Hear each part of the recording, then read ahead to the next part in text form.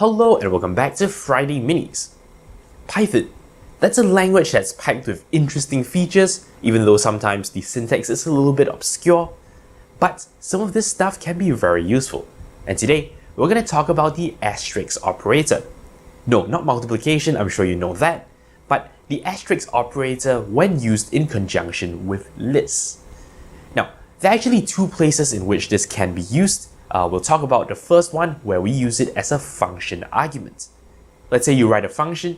What you can do is you can write asterisk arguments, right, as the last argument in the function, and you create a variable number of arguments. Essentially, your user can enter any number of arguments and they'll get packed into a tuple.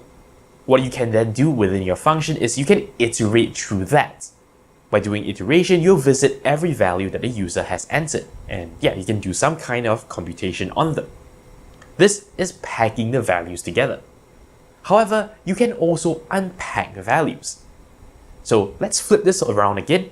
Let's say we have a function that takes in 3 values, right? We're going to fix the number of parameters for that function this time.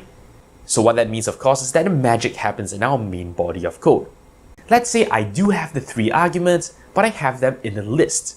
Of course, I can extract them one by one like this, but there is a more elegant method of doing that. And that is by using the star operator again. In this context, we are unpacking the values from the list. We're unpacking them and plugging them in as arguments to the function. As you can see, yeah, it works just fine. So our asterisk operator works as, well, both a packing and an unpacking depending on the context in which you use it. And I guess this is one of the features that aren't that intuitive when you just look at the symbol itself.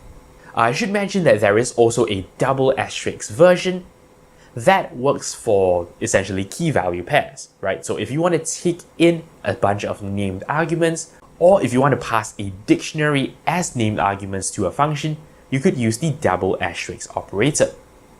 Again, it works like packing and unpacking. So yeah, pretty interesting kind of behavior. If you are a Python user, you may not know about this, so yeah, use this to your advantage, I guess. That's all there is for this episode of Friday Minis. Thank you very much for watching, and until next time, you're watching 0612 TV with NERDfirst.net. Thank you very much for watching.